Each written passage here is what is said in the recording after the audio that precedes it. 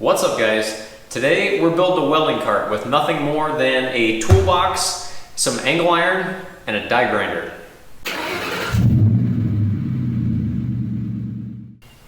So for those of you that subscribe to the channel and watch some of the videos, you'll know that I bought an ESAB Rebel ACDC 205 multi-process welder about 6 weeks ago. This is the first welder that I personally ever bought. So naturally, I did not have a welding cart. So because these multi-process welders come with so much different stuff as far as, a MIG gun, a TIG gun, a foot pedal, the stick stinger, there's flow meters that comes with, not to mention, your helmet that you need, the jacket you need, the gloves you need, any pliers, there's a bunch of different stuff that you really sort of need to be able to weld. So I was looking for a welding cart that had storage in it, and really, because this has 2 bottles on it and I needed storage, this was the setup that I kind of came up with. And I'm sure some of you are aware that there's a company called ZT Fab that makes a very, very, very similar setup to this. And I'll be quite honest with you guys, I basically just knocked it off. It's nothing against his business or his product, but he wants $250 to basically build what I have here, and I replicated it for about $60. Obviously there's a reason for that. He's using a laser cutter to cut out plate, and he's bending it on a press brake, and I'm cutting angle iron with an electric die grinder. There's a little bit of a difference there. So that's where I kind of pulled my inspiration from, but guys, go out and check out his stuff because he really makes some top quality stuff. It's really, really impressive if you get on Google and start looking around at some of the builds that guys have done with, his welding cart kits, because they're really, really impressive, but you're gonna pay a premium for them. As far as how I built this, it's real simple. So like I told you guys, I use super basic tools for this. I use an electric die grinder, I use a pneumatic die grinder, tape measure, Sharpie, a few clamps, and a little Harbor Freight, welding table. Nothing extravagant. If you guys, have a die grinder, you can build one of these. Obviously, if you supply the toolbox. With that said, all in, I'm into this for just over 300 bucks with the box and the frame. But if you found a cheap toolbox for 100, 150 bucks, you could replicate this for less than $200. Alls I did, I didn't even buy casters. Alls I did was I took the casters off the toolbox and bolted them to the angle iron frame. So I'm reusing the casters that the box came with. It's a very basic build, I understand, but I'm gonna walk you guys through, how I got it built, the materials that I used, and how I went about, putting this thing together. So for any of you guys that are actually interested in replicating what I have here, I'll put a list in the description to all the materials that I use for this. But my local welding supplier, like I said, charged me $60 for all this stuff, and they really didn't even give me an itemized bill. They just said miscellaneous steel, $60. So I have a feeling if you find the right place, you can get this stuff pretty cheap. I'm sure a lot of you guys probably have this lying around as scrap steel in your own shop, but as you guys can see, I'm just using an angle grinder to cut all this stuff. And for my corners on my frame, I'm actually just notching the corners out on the angle, because trying to cut a 45 with this die grinder is kind of a pain. I just got better results, cutting this corner out like this. It takes a little bit more time, but obviously the results I got were pretty good. If I had a bandsaw, absolutely I would be using a bandsaw on a 45 and just making one cut, weld it up, and move on. But so I'm going through here, and as you guys can see, just get my basic frame made and stuff. Once I get the basic frame cut out, I'm going to come over and start piecing everything together. And once I get everything pieced together and cleaned up like I want and get the fit up right, I'm using my little Harbor Freight weld table. It's got a couple little sides on it, as you can see, that I just clamp everything to the sides of the table, and it gives me a nice square corner that I can put a couple tack welds on and flip the frame around and get a couple more tack welds until I have a complete frame, as you guys can see now. After I got it all tacked together, I went through and burned everything in. The more I use this little ESAB Rebel, the more I like it. The only real downside to it that I found is the fan on it really only has 2 speeds, off and hurricane. There's really nothing in between, so trying to shoot a YouTube video and talk over the thing's kind of a pain in the butt, but as long as it keeps cool and keeps the thing from burning up, I guess it's does what it's supposed to do, and it's not that big of a deal. All right, now at this point, you guys can see that I have an additional piece of angle in here. So I have a piece of angle facing, it would be toward the top of the screen, and another piece that you guys can see here. So half of this piece of angle I'm working on right now, half of it is going to support the toolbox, and the other half that you guys can see is what's going to support the bottles. So once I get this burned in here, I'm going to do a test fit on the toolbox, make sure everything fits like it's supposed to. So at this point, it should be pretty obvious how I'm going to go about doing this. So I'm going to take the toolbox casters, and I'm basically just going to nut and bolt them on each corner. Obviously, you know, these are 2 360s, but you get the idea. One side will be fixed, the other side will be 360. And this down here is going to hold the bottles. And then, as you can see, this framework is what's going to hold the toolbox up. And like I said, I'm just reusing the toolbox casters. That's really the easiest and cheapest way to do this. But yeah, let me get these casters mounted, and we'll keep plugging away at this thing. All right, now that I figured out that, you know, this thing's actually going to fit, I went ahead and pulled the casters off the toolbox, and I'm going to just nut and bolt the casters onto this thing. That way, in case, you know, in the future I want to change out to 4 swivel casters, I can swap them over pretty easily, and being that the casters aren't welded to the frame.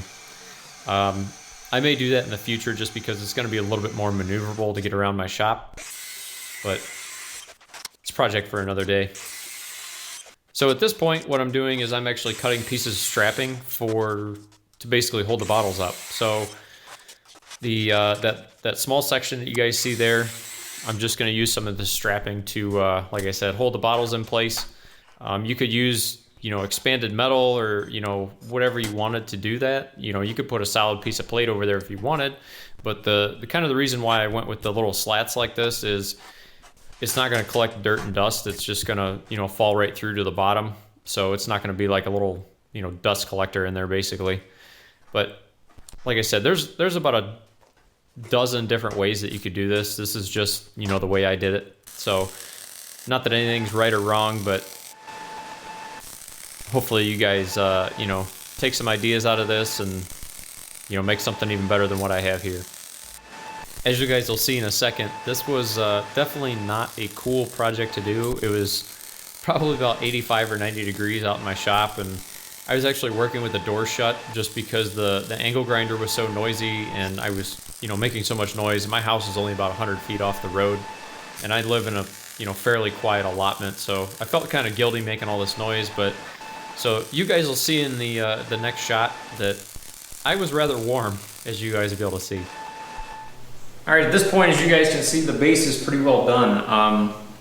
I do have to build an upper bottle bracket up here, and really what I'm gonna do is I have a 7-inch wide piece of 1/8-inch plate that I'm gonna cut a half moon out of, and that's gonna hold the top of the bottle, and then I'm gonna use like a chain or a piece of like wire rope or something like that to, you know, hold the bottles in. But to make this radius, really I'm just gonna take a folder and just cut it with a pair of scissors and basically just make it fit the contour of the bottle, and then just use this as a template to you know, cut that 1/8-inch plate.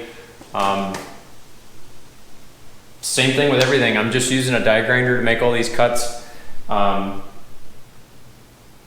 know, obviously if you guys have a bandsaw, it's going to make things go a lot quicker. Your part fit up's going to be a lot better than what it is with an angle grinder, but I wanted to make this as relatable as possible to as many people as possible, and you could buy a die grinder, I think, for between like $9 and $100, depending on, you know, how fancy you want to get. So if you guys own a welder, you really don't have any excuse why you can't build this, because the only tools that I used were a tape measure, a Sharpie, and a couple die grinders. That's it. All right, so to build this upper bottle bracket, first thing I'm gonna do is get the bottle in position, obviously, but then what I'm gonna do is I'm going to measure the distance between the bottle and the toolbox, and it's approximately 1.5 inches.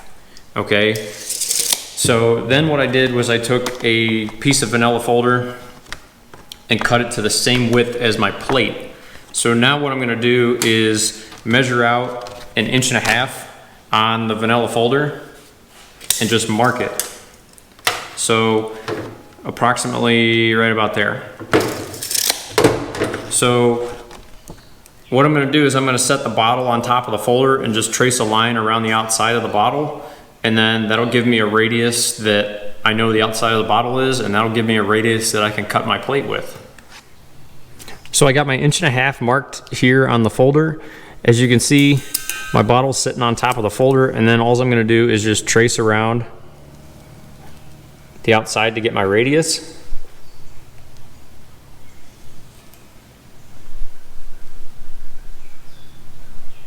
What I'll end up doing is just taking these, you know, straight out, something like that, just so the bottle will go in there. But move this out of the way. So then what I'll do is just come in here with a pair of scissors, cut the center of this out, and then I've got a template for my radius on my plate.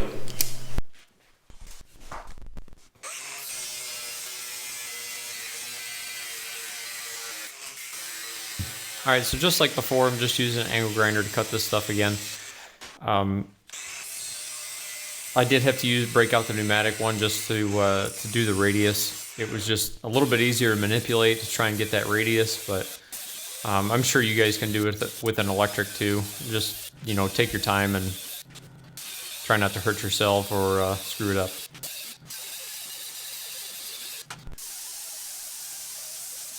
So yeah, once I got the center of that cut out, I just went through and dressed it with a grinder just to clean up the edges a little bit, make it look a little bit nicer, make it a little bit smoother. And once I got everything cut out, I went ahead and welded it to a 2-inch wide piece of strap. Now that 2-inch wide piece of strap is going to get bolted to the toolbox. And in order to get that, to give it a little bit more strength, I took some more 2-inch strapping and just stood it up on its side and you know, welded that to that 7-inch wide plate with the 2 cutouts in it, as you guys can see. So I'm going to take that whole assembly and bolt it to the side of the toolbox.